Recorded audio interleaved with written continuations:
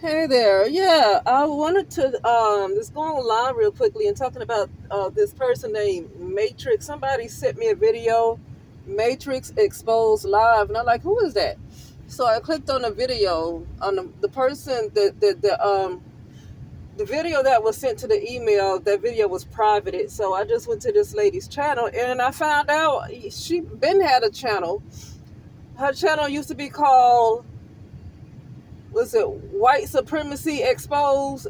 Racial White Supremacy Exposed. RWS Exposed. I remember her having a channel a long time. But yeah, I'm used to her. I've used to listen to her content, but like I used to listen to it, and a lot of stuff I don't listen to anymore. I don't have anything to say about other people's content because I feel like people are sharing their experiences and their opinions online. And for me, there's no right or wrong if that is their experience. I don't have anything to say about what they say. I don't disagree with when I just looked at a couple of her. I looked at a couple of her thumbnails of her videos, and it's not that I do not agree with what she say when she's talking about black women, but what I do keep seeing is that black women agree to things. Black women continue to agree to a lot of things, and even on when she was called racial white supremacy, she changed her channel name to Matrix Exposed Live. But she even talked about how black women were self-loathing, and see, like, you can't do nothing with that. And you can say the government made the black woman that way, but before, black women existed before the government. So like, you got to get to a point where you see black, you got to see that black women kind of chose with the position that they're in subconsciously. Something is going on subconsciously. Now, I'm not saying like if something happened to you, like somebody come out the blue and do something that, like, and you can say, I didn't agree to that, I didn't even know they were going to show up. Well, no, it manifested in the physical. It already happened in the non-physical before they even came to you in the physical. But my point is that I don't think that black women, and I'm not talking about this lady and her channel, I'm talking about black women in general. I don't think they're interested in getting back to who they were. I don't think they're even interested in getting back to one with self. I don't even think they want to do that. I feel like a lot of black women want to continue to worship the phallus. I feel like they want to continue, and women in general, but I feel like black women want to continue to worship the phallus. I did a video yesterday about the lead attorney, and I never listened to his videos in the previous years to hear anything that he said about black women. I started watching him when he started covering the Fonnie Willis and Nathan Wade stuff. That was literally the first time I started listening to him. And so he used to, yeah, he would say sexual things. It would be like nasty, but he would talk about even like white women, talking about the Pantene and how, Terrence Bradley, wanted the white women, but he wanted that Pantene. Like, he would used to use sexual comments, whether it was a Latino. So he would be, I would notice he would say a lot of sexual stuff. But everybody had it. Like, he would talk about the white woman, he would talk about Latino women. I never really heard him during that time really say anything negative about, black women. I saw who he was because I didn't watch him previously. I saw who he was with this lady named Kayla Bumpus. And the other attorney, the black lady with the braids, her name is, I just know it's Attorney Hilton, and I think her name is spelled Hylton. And he keeps calling her Hyatt Hilton because it's a hotel. And I made a mistake and called her Hyatt Hilton yesterday because, and I didn't mean to do that, but see, when you listen to folks and they got big channels and they making up names for people, then you forget what their real name is and you call them those messed up names that person is saying. So I'm gonna stop listening. I don't want his disrespect to get down in my subconscious. Like, he's disrespectful, And I'm not even interested in the YSL Young Thug. Like, I'm not even really interested. I mean, at all. Anyway, I was more interested in the Fonnie Willis thing, but I'm not interested in the YSL. I'm not interested in the Young Thug. So, but Yeah, and so he got her name right. Like last week, I'm gonna say last week, probably I think around maybe Thursday or something, was when he announced that Kayla Bumpers was going to come on the channel for an interview. And I kid you not, he got that lady's. He made an attempt. He made a conscious attempt to make sure he had that lady's name right up until Monday of this week, which would have been, I think, the 24th, June 24th, 2024. He made a conscious effort to make sure he had that lady's name right every time he pronounced her name. Now, one time he messed up and called Kyla, and then, AV, his co-host, corrected him and said, no, her name is Kayla. But other than that, he made a conscious effort to make sure he pronounced that lady's name right. And when he interviewed her live on Monday, and he actually have a separate uploaded a separate of the interview with Kayla Bumpers. So he actually cut that piece out to make it separate from the whole live, so people can just tune in without having to view the whole live. It's on his channel. But so the very next day, I kid you not, first AV started off the live. She started off because he was doing some things, so she started off the live, but it was still on his channel. But then he comes on and he starts talking, and I hear him call this lady's name. He calls her Kyla Rumpus. He went back to calling that lady Rumpus, like rumpus, like a rump, a butt, a booty. A bump is a booty too, but her name is Bumpers.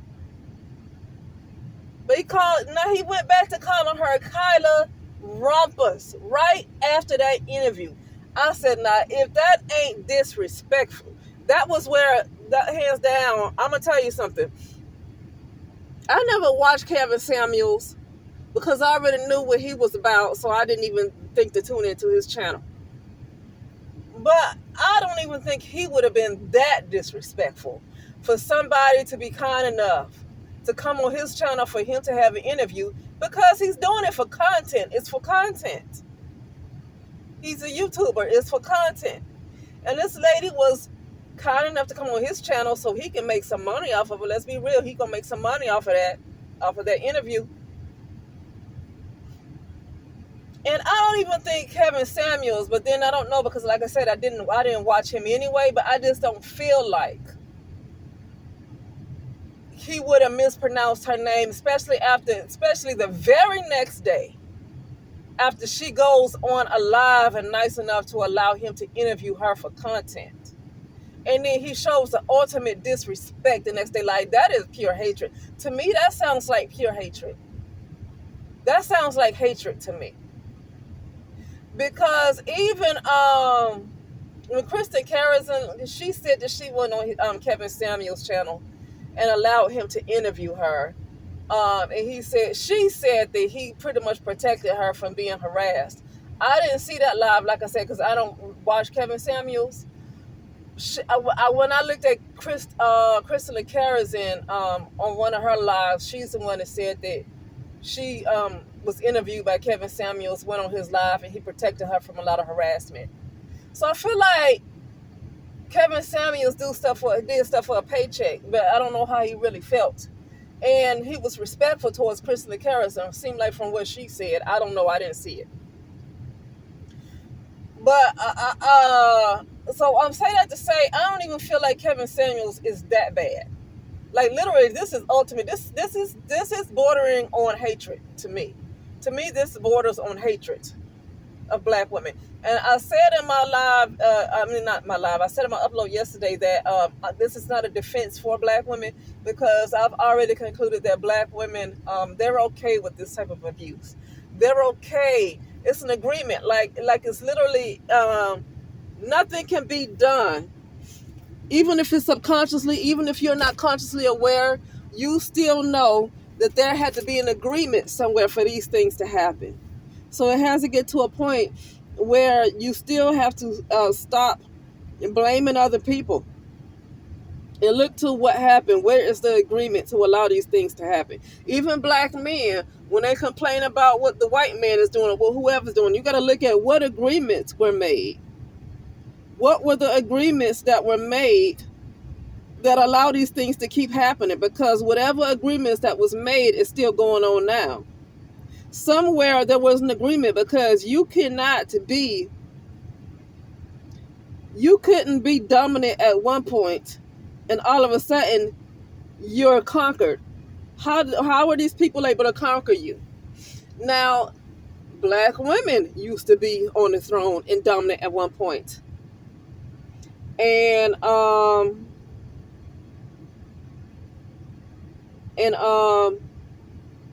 they allowed themselves to be overthrown too. And so what I'm saying is there is an agreement. For some reason, black women there's some kind of agreement that black women made. I don't know if it's subconsciously or how it happened, but it's okay. They're okay with disrespect. I see that it's almost like they crave disrespect. And I don't mean every single individual black woman either, but I'm seeing that black women, it's like they can't get enough of the disrespect. And that's why I said that, that when I uploaded that video about the lead attorney and mispronouncing this lady's name, it wasn't to defend black women, because I have understood that black women are okay with black men disrespecting them. They're okay with it. And black women will literally, I wouldn't even be able to convince the black women that support him. I wouldn't even be able to convince him how disrespectful that is, because to them they would think I'm sensitive, and they would think I need to just get over it. But I wonder how Kayla, see how I call her Kyla? I know her name is Kayla, but see, that's why I'm gonna stay off that channel, because like that stuff is deep. Like I never call that lady Kyla. Her name is spelled Kayla. Okay, and she said her name was Kayla. After she said her name is Kayla, then you know her name is Kayla. And so I don't want to get in the habit of mispronouncing or disrespecting people by watching somebody's channel. You see, but I wonder if she even watched his live and saw how disrespectful he was. Like, that's a hatred. That is beyond disrespect. That's a freaking hatred. For this lady to be nice, she smiled, she was polite, classy, on his live. And the very next day, when he brings up her name again, he calls her Kyla Rumpus. And some people might feel like that's not a big deal, it's being sensitive. But this is what I'm talking about, how black women agree to disrespect, because that's not being sensitive. Somebody purposely gets your name wrong, and not only do they get your name wrong, they are sexualizing you. And they're doing this right after you were nice enough to give them content. Like, literally, it's one thing for her to never have gone on his channel. Like, he called this other lady with the braids, this other attorney with the braids that's dealing with the Young Thug trial too. He calls her Hyatt Hilton. But I don't think he's ever met that lady. That's no reason to be disrespectful. But the point I'm making is he never met that lady. He probably never spoke to her, nothing. So it's one thing to never meet them, even though it's still not okay to constantly be disrespectful. But it's another thing for somebody to be nice enough to come on your live. And then the very next day, you're not only disrespectful and mispronouncing her name, you're sexualizing her. Like I'm not gonna. Something is seriously wrong with that, and that let me know that he has a freaking hatred. And at this point, I don't care how good his content is. He's not getting any more of my energy. I'm not gonna look at his channel, because I didn't know how bad he was, because I didn't look at his channel before. I didn't go back. I'm not going back and looking at his old videos because I'm not interested. Like, I wasn't interested until the Fonnie Willis, right? But this is a hatred. That's a hatred. For me, that sounds like a hatred. And he's just only interested in having sex with black women, because he's attracted to black women. But to me, it sounds like he just want to have sex with them. But I don't know who else he would want to marry and all that stuff either, whether it be a white woman, Latina. Because he probably wouldn't mind having sex with any woman, right? Like, he probably wouldn't care. But his disrespect for black women go real deep. It goes deep. Like, I'm telling you, that sounds like a hatred. That sounds like a serious hatred. And black women continue to be okay with it. And that's why I'm no longer interested in talking about who don't like black women, who hate black women, whether the white men or the white women or white supremacy or the government hate black women, if the black men hate black women. I don't even care, because black women don't seem to care. And not only do black women seem not to care, they seem to want the abuse. Like, they seem to want the abuse. If those black women who support the lead attorney would have listened to the things I'm saying now about the lead, they would go defending him. Do you know that? Like, they would go defending him. This is why I don't care who don't like black women. I don't care how they get sexualized in this country. I don't care what media is trying to make the black woman do, because the black woman continues to agree with it. The black woman continues to agree to this type of stuff. Anytime somebody comes to try to even defend the black woman, the black woman stops the person from defending her. C. Dolores Tucker. This is like my umpteenth time bringing up her name. Her name is C. Dolores Tucker. When she waged war against gangster rap music, because she felt like it was not only sexualizing black women, but it was going to tear up the community because it promoted a lot of crime. But it was calling black women, itches and hoes, and sexualizing black women. And she saw that would be very damaging. But she barely got any support from other black women. And not only that, when they had this panel discussion, I don't know where it was, but it was some kind of panel or whatever. Like, they sitting at this table where it's a panel and the people have these mics and they're talking and stuff, And I saw a younger Generation X looking black woman. Like, if the black woman that was speaking wasn't her age, she wasn't C. Dolores Tucker, she wasn't from that generation. She was like more of a Generation X, and this was like in the 90s. So that lady probably would have been 20 at that time. And so by now, she probably would be in her 50s, close to 60s, that lady. But anyway, that lady was speaking to C. Dolores Tucker, and she was like a Generation Xer, but she looked like she was in her 20s at the time. It was like in the 90s. And she was talking about, she's like, well, I happen to like that music. I like that music. So she was defending her abuse. She was defending abuse against her. This is what I'm talking about. And to this day, I don't even know if you can find that black woman who defended her own abuse. Generation Xer. I'm not against Generation X. That's what I am too. But I'm towards the latter Generation X. Like, I think I'm younger than that lady. But I'm still Generation X, but I'm closer to millennial than Generation X. I'm closer to millennial. I was born in the late 70s, so I'm actually Generation X, but I'm closer to millennial. But anyway, she was defending that gangster. She was defending the sexualizing of black women. That generation, that young 20-something-year-old Generation X, and 20-something years old at the time, was talking to C. Dolores Tucker and hopping all on her case and saying, I happen to like that music. I like that music. They just expressing themselves, And this is what you got. Black women agree to their abuse. They agree to their abuse, and I'm not going to go on this campaign of victimizing black women as if she had no control, because when black women want something done, I think we've seen and witnessed many times that when black women want something done, they know how to get it done. We've witnessed this. And so the fact that this kind of stuff continues to keep happening means that black women are agreeing to it, and that's just the bottom line. And the ones who do not agree to this mess, you need to separate from other black women. Separate them, and I said separate spiritually from other black women, because they are agreeing to it. They're not victims, because we've seen black women get shit done. We have seen black women get shit done. We have seen black women shut shit down. We have seen it. So the fact that this continues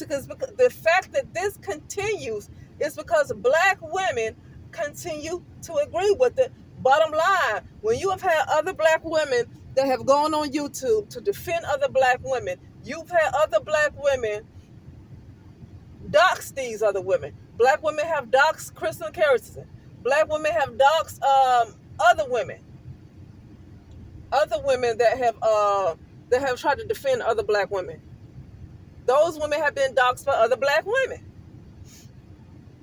When Kristen Carrington, Simone 5'6", and this lady, I think she's an attorney, I forget what her name is. But she's like one of the older generation Xer. She's like a petite lady, brown skin, and wear glasses, and she had a short haircut at the time. And I think she was an AKA. She is an AKA.